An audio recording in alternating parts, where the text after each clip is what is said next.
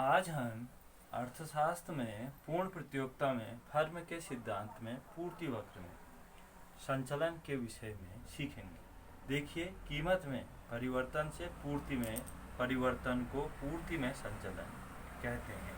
पूर्ति में संचलन दो प्रकार का होता है, पूर्ति में विस्तार और पूर्ति में संकुचन। इसमें एक चीज आप देखिए, ये पूर्ति वक्र में संचलन का मुख्य कारण है कीमत में परिवर्तन। ये दो प्रकार का होता है, पहला विस्तार और दूसरा संकुचन। इन दोनों का, विस्तार और संकुचन का मुख्य कारण है कीमत में परिवर्तन। अब कीमत में परिवर्तन दो प्रकार का होगा, हमेशा परिवर्तन कहीं पर होगा दो प्रकार का। क्या होता है प्रकार? या तो होगी उसमें वृद्धि या होगी उसमें कमी। दो कारण, वृद्धि और कमी। वृद्धि, कीमत में वृद्धि होने पर हो जाएगा हमारा विस्तार, और कीमत में कमी होने पर होगा संकुचन। तो हम पहली चीज पढ़ते हैं पूर्ति में विस्तार।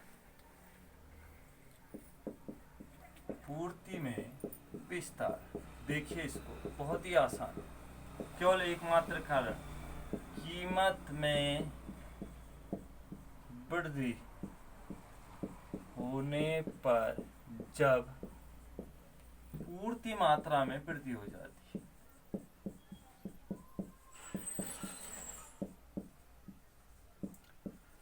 वृद्धि हो जाती है तो इसे पूर्ति में विस्तार कहते हैं। विस्तार कहते हैं, यह है आपका पूर्ति में विस्तार। देखिए ध्यान से, कीमत में वृद्धि, ये देखिए एक ही कारण है, कीमत में वृद्धि होने पर जब पूर्ति मात्रा में वृद्धि हो जाती है तो इसे पूर्ति में विस्तार कहते हैं। एक ही कारण है इसका, कीमत में वृद्धि। चित्र देखिए फिर अब इसका।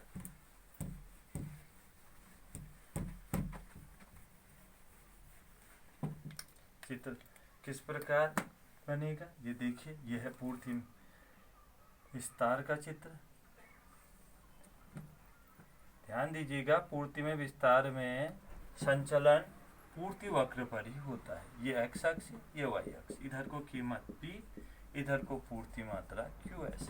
ये मैंने पूर्ति वक्र बना दिया ऊपर को उठता हुआ। तो एक बिंदु A ले लिया, एक बिंदु B। मैंने आपको पार्ट नंबर 2 में भी बताया था, हमेशा ये बिंदु दो चीजों को व्यक्त करेगा, कारकों को कह सकते हैं चीजों की जगह। पहला हो गया कीमत P1 और पूर्ति मात्रा Q1। अब देखिए दूसरा बिंदु B पर क्या हो रहा है, यही है आपका पूर्ति में विस्तार। क्या हुआ, कीमत P1 से बढ़कर P2 होगी, देखो साफ दिख रहा है आपको, ऊपर चलेगी तो इसमें वृद्धि होगी। इससे क्या हुआ, पूर्ति मात्रा Q1 से बढ़कर Q2 हो गई, ये इसमें होगी वृद्धि। और संचलन इधर हुआ A से B पर, ये देखो आप, संचलन जो ये बिंदु गया हमारा A से B पर, हमने तीर का चिन्ह लगा। तो आपने देखा कीमत होगी P1 से बढ़कर P2, पूर्ति मात्रा होगी Q1 से बढ़कर Q2, और संचलन हो गया A से B की ओर। इसको कह देते हैं पूर्ति में विस्तार। ये हो गया हमारा पूर्ति में विस्तार। अब इसका दूसरा हिस्सा पूर्ति में संकुचन, बिल्कुल इसको उल्टा आप कर दीजिए। कीमत में कमी, वहां पर थी वृद्धि, यहाँ पर कीमत में कमी होने पर जब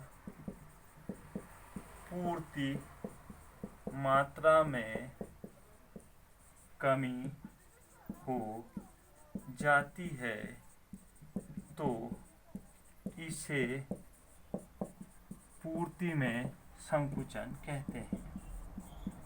संकुचन कहते हैं। पूर्ति में संकुचन का एकमात्र कारण कीमत में कमी। ये ध्यान दीजिएगा, इसका और कारण नहीं होता, केवल एकमात्र कारण होता है कीमत में कमी। तो इसका चित्र हम देखते हैं। ये चित्र देखिएगा पूर्ति में संकुचन, कैसे चित्र का निर्माण होगा इसको आप देखिए। बिल्कुल वही चित्र है, थोड़ा सा इसमें अंतर क्या है देखिएगा आप। इसमें ए वक्र ऊपर और बी वक्र नीचे होगा, कैसे होगा अभी आपके समझ में आ जाएगा। ये देखिए आपका एस एस वक्र बना, अब मैंने ए वक्र ले लिया, बी ए ले लिया।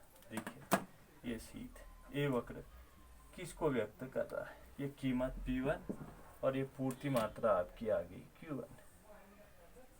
अब देखिए बिंदु B, अब कीमत क्या होगी, P1 से कम होकर घटकर P2 होगी और ये पूर्ति मात्रा भी Q1 से घटकर Q2 होगी। देखिएगा नीचे आ गई, अभी ये होगी कमी, यहाँ पर भी कमी होगी और संचलन किधर हो रहा है, A से B की ओर। ये देखिए उल्टा नीचे कीमत क्या हुई, P1 से घटकर P2, मात्रा Q1 से घटकर Q2, संचलन A से B की ओर नीचे को। तो ये बन गया हमारा पूर्ति में संकुचन। आपने देखा विस्तार और संकुचन में दोनों में एकमात्र कारण है कीमत में परिवर्तन। एक में क्या हो जा रही, कीमत में वृद्धि, और एक टाइम क्या हो जा रही, कीमत में कमी। तो इन चीजों को आप ध्यान से चित्र बना के सीखिएगा, उम्मीद है आप इनको सीख लेंगे।